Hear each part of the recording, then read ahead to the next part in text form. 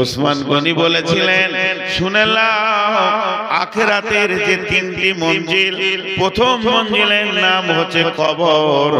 বিশ্বনবী বলেছেন, যে ব্যক্তিটা কবরে বেঁচে যাবে সব জায়গায় বেঁচে যাবে, যে লোকটা কবরে ফেসে যাবে সব জায়গায় ফেসে যাবে। হে আল্লাহর গোলাম, রাসূলের উম্মতের দল, তাই আমি যখন কবরের কথা শুনি তখন আমার হৃদয়টা আল্লাহর ভয়ে থরথর করে কাঁপে। অতএব কবর হলো আখিরাতের প্রথম মঞ্জিল, কবর হলো আখিরাতের সূচনা। কবর থেকে যে বেঁচে গেল সব জায়গায় বেঁচে গেল। অথচ আল্লাহ বলছেন, আলহাকুমুত তাকাসুর হাত্তা যুরতুমুল মাকাবির। যে কবর থেকে বাঁচবে সব জায়গায় মাটির কবর গৃহে শোয়ায়ে দিলাম যারে, ডাকলেও শত কেউ কখনো আসবে না হায় মাটির বিছানা ছেড়ে। মাটির ওই কবর গৃহে শোয়ায়ে দিলাম যারে। নবী রাসূল সাহাবা ইমাম আল্লাহর ওলি যত আছেন শুয়া কবর গৃহে, লক্ষ কোটি শত ডাকলে শত কেউ কখনো আসবে না মাটির বিছানা ছেড়ে। মাটির ওই কবর গৃহে শোয়ায়ে দিলাম যারে।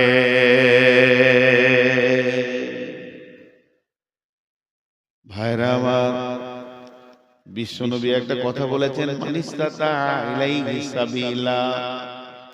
আল্লাহ বলেছেন, ওয়াতিমুল হাজ্জা ওয়াল উমরাতা। আবার আল্লাহ বলেছেন, মানিস্তাতা ইলাইহি সাবিলা। বিশ্বনবী বলছেন, উম্মতের তোমার যদি টাকা পয়সা হয় তুমি আল্লাহর ঘরে হজ করে নাও। আল্লাহ বলছেন, তুমি হজ আর উমরাকে পুরা করো। পৃথিবীতে যতদিন বেঁচে থাকবে হজ আর উমরাকে পুরা করো। সেই আল্লাহ আবার বলছেন, মানিস্তাতা ইলাইহি সাবিলা, তোমরা মক্কায় এসো যদি তোমার ক্ষমতা থাকে।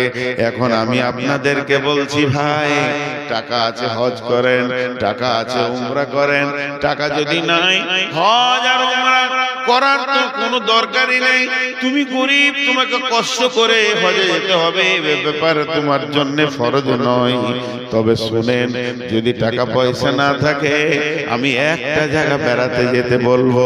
সেই জায়গাটার নাম হচ্ছে কি, আমি মক্কা যেতে পারলাম না, আমি মদিনা যেতে পারলাম না, আমার দ্বারা হজ উমরা ফরজ হলো না, আমি ফরজ কাজ করতে পারলাম না, এর জন্য আমার গুনাহ হবে না, কারণ আমার জন্য মাপ আছে, টাকা নাই। তবে শুনলেন, টাকা হয়ে গেছে, দার্জিলিং চলে যান, দার্জিলিং যান, পুনে যান, আর কোথাও ভারতবর্ষে যত দর্শন জায়গা আছে, দীঘার সমুদ্রে সৈকত দেখে আসেন। আমি আপনাদেরকে মানা করব না, যেহেতু আল্লাহর কালাম পাক পাওয়ার দিয়েছেন, সিরু ফিল আরদি কাইফা কানা আকিবাতুল মুকাদ্দিবিন।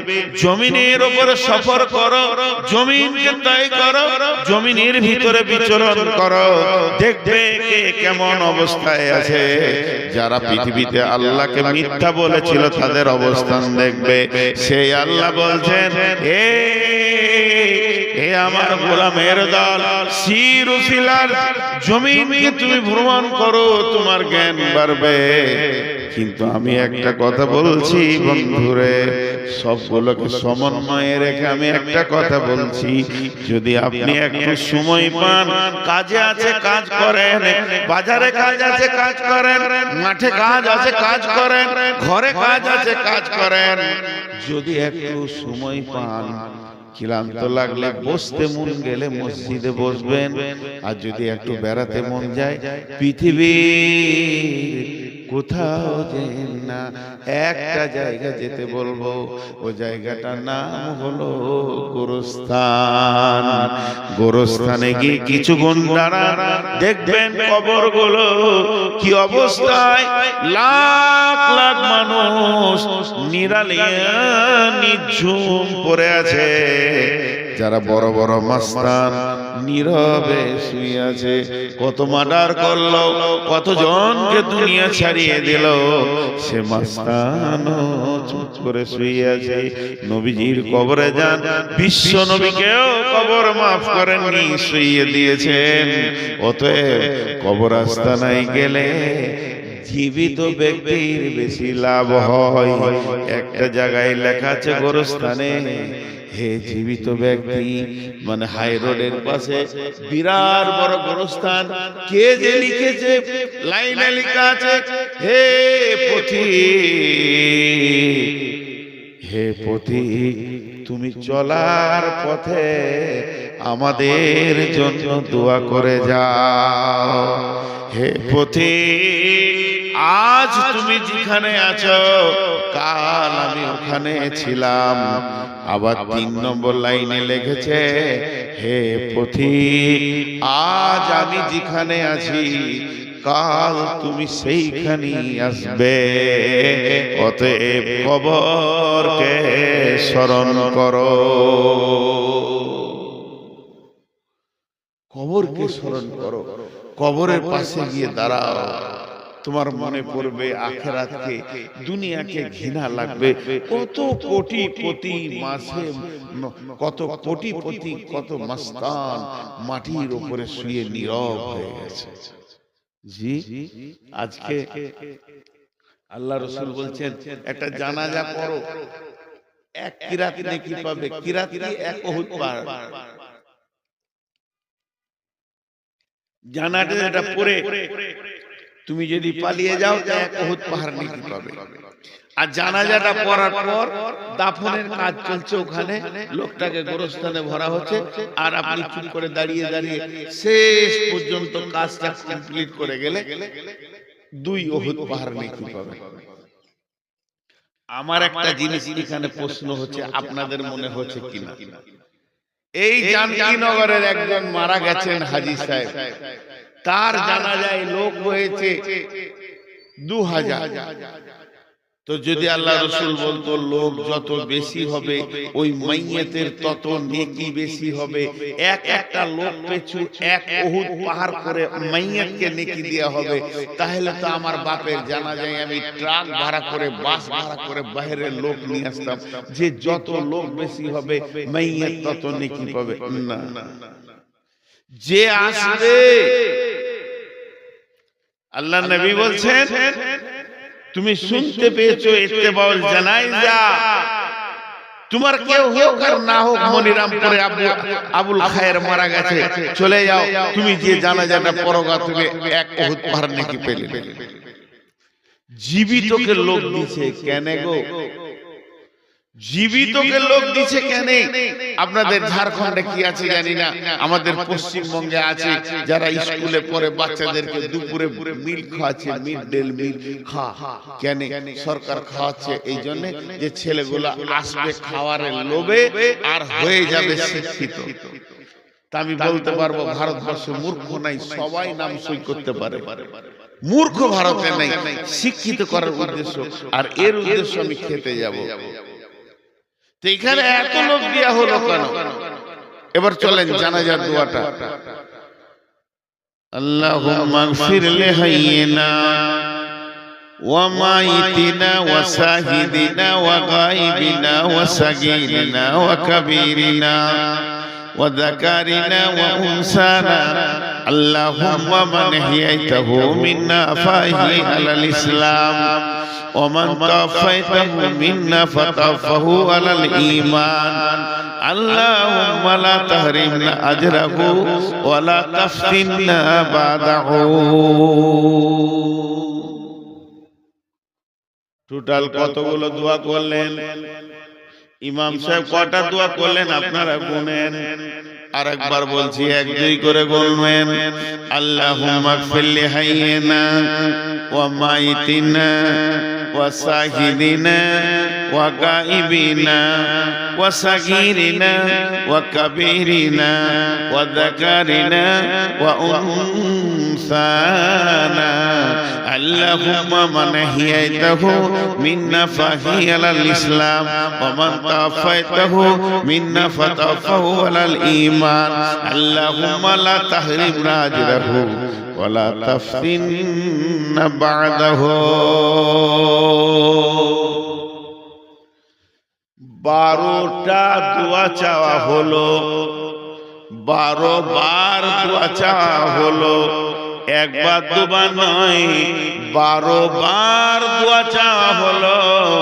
কিন্তু মৃত্যু ব্যক্তির জন্য একবার, আর 11 বার হলো জীবিতদের জন্য, যারা হাজির হয়েছে, যারা হাজির হতে পারে নাই, যারা নারী, যারা পুরুষ, যারা শিশু, যারা বৃদ্ধ, এই বলে শুধু 11 বার জীবিতদের জন্য দোয়া চাওয়া হলো।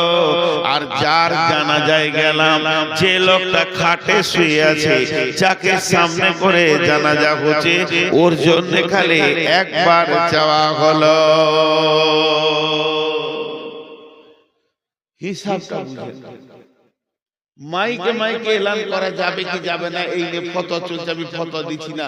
গোটা এরিয়াতে মাইকিং হয়ে গেল, জানকীনগরে হাজী আবুল কালাম মারা গেছে। গোটা এলাকার লোক, কেউ বাইক, কেউ মোটরসাইকেল, কেউ টোটো, যে যেমন পারছে এসে হাজির হচ্ছে। যার জন্য হাজির হলো ওকে একবার দোয়া দিলে, আর যারা হাজির হলো ওরা 11টা দোয়া নিয়ে।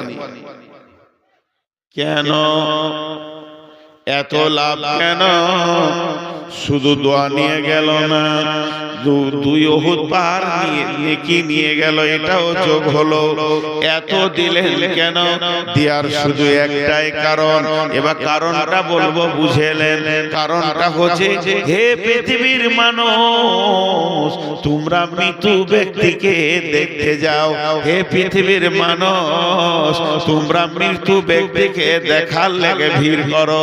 তুমি অন্য কোন আশ্চর্য জিনিস দেখতে গিয়ে যেমন ভিড় করো, ওই ভিড়টা মরা ব্যক্তিকে দেখে করতে যাও।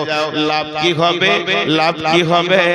তোর বিবেকের দরজার হুড়কাটা খুলে যাবে, তোর বিবেকের দরজাটা সুন্দর করে খুলে যাবে, আখিরাত তুই দেখতে পাবি। তার মানে হচ্ছে, মৃত ব্যক্তিটা তোকে জ্ঞান দিবে, শিক্ষা দেবে। মৃত ব্যক্তিকে কথা বলতে পারে নাকি? না না না, ও কথা বলবে না, কিন্তু তোকে জ্ঞান দিয়ে চলে যাবে। এবার একজন দার্শনিক বলছেন, হে জীবিত ব্যক্তি, তুমি মৃত্যুকে দেখে যদি জ্ঞান না পাও, হে জীবিত ব্যক্তি, তুমি মৃত্যু ব্যক্তিকে দেখে যদি জ্ঞান না পাও, হে জীবিত ব্যক্তি, তুমি মৃত্যু ব্যক্তিকে দেখে যদি জ্ঞান না পাও, তাহলে পৃথিবীতে এমন কোন মাদ্রাসা নাই, এমন কোন জামিয়া নাই, এমন কোন ভার্সিটি নাই, এমন কোন বিশ্ববিদ্যালয় নাই, এমন কোন কলেজ নাই, তোমার মতো গাধাটাকে মানুষ বানিয়ে দেবে। কারণ একটা মৃত্যু ব্যক্তি যখন দুনিয়া থেকে চলে যায়, ওকে দেখলি তোমার বিবেকের দরজা খুলবে কি খুলবে? এই লোকটা 1 ঘন্টা আগে আত্মীয়কে নিয়ে জড়িয়ে বসেছিল, টাকা পয়সা, মাল মাল, ব্যাংক ব্যালেন্স, জমি জায়গা, গাড়ি বাড়ি, পেট্রোল পাম্প, এই নিয়ে চিন্তাই ছিল। কি হলো রে বন্ধু? আজরাইল এলো, সমস্ত মায়াগুলো কেটে গেল, কটগুলো কেটে গেল, সমস্ত ছেলে পিলে, বউ বিটি, স্ত্রী, সমস্ত মায়াকে কেটে নাতি পুতা, যাদের আনন্দে দিনটা কাটাতো, তাদের প্রেম কি করে কাটা গেল? জমি জায়গা, ঘর বাড়ি, পুকুর পাড়া, অট্টালিকা, দোকান মাকান সব ছেড়ে দিয়ে খালি হাতে কবরে গেল, একটা টাকাও নিয়ে যেতে পারলো না। এই ব্যক্তি, এই দৃশ্যটা তোমরা দেখতে যাও। নবীজি বলছেন, যাও যাও যাও, ভিড় লাগিয়ে দেখে এসোগা, ও তো কিছুই নিয়ে যেতে পারেনি। এখান থেকে তোমার আখিরাতের জ্ঞান বাড়বে। এর জন্য আমি দোয়াটা জীবিতকে বেশি করে দিলাম, এর জন্য আমি দোয়াটা জীবিতকে বেশি করে দিলাম। আর 2 উহুদ পাহাড় নেকি দিয়ে দিলাম, যাতে করে ভিড় লাগাবে আর দেখবে নিজের জ্ঞানের দরজাটা খুলে যাবে।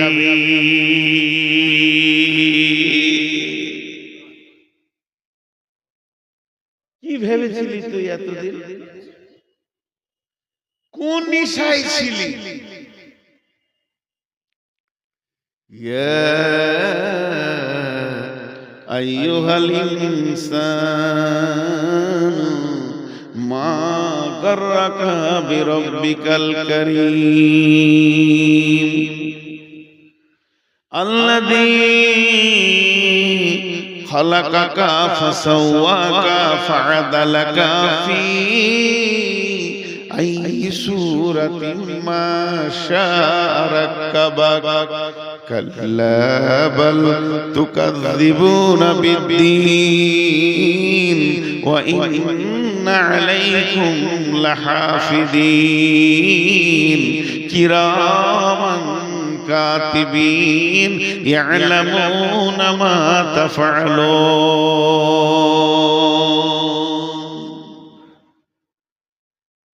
ইশারায় বলছি, খুব বিপদে পড়ে গেছিলাম আমি। 22 মার্চ এখানে জালসা স্টেজে উঠেছি, এসে নামিয়ে দিল আপনাদের বিহারের পাকুর এখানে, গানটার নাম ভুলে গেল, বিক্রম।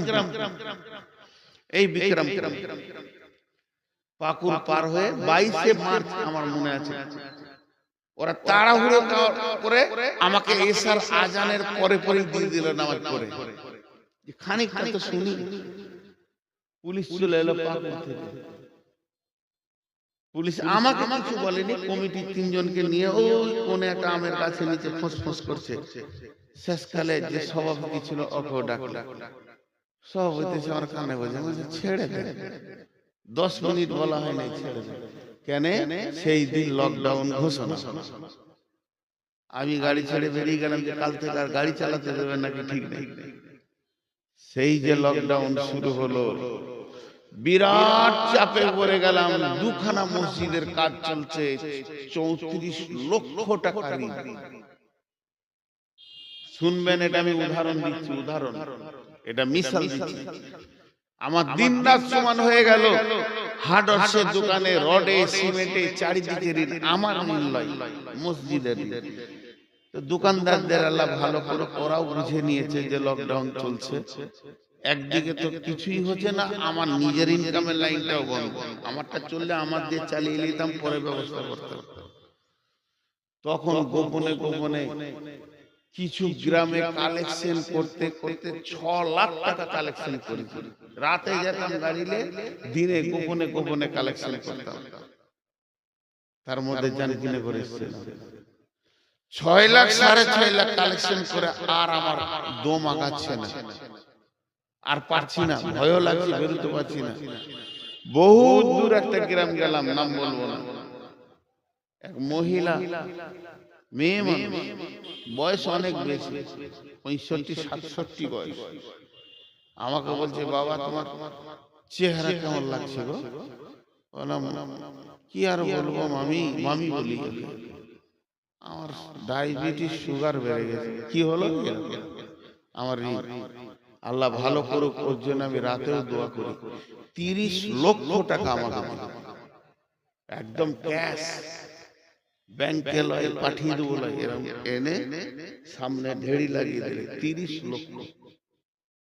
আমার রোগ ভালো হয়ে গেল। একটুকু উপকার, সামান্য উপকার পেয়েছি, আজও তাদেরকে আমি ভুলতে পারি না।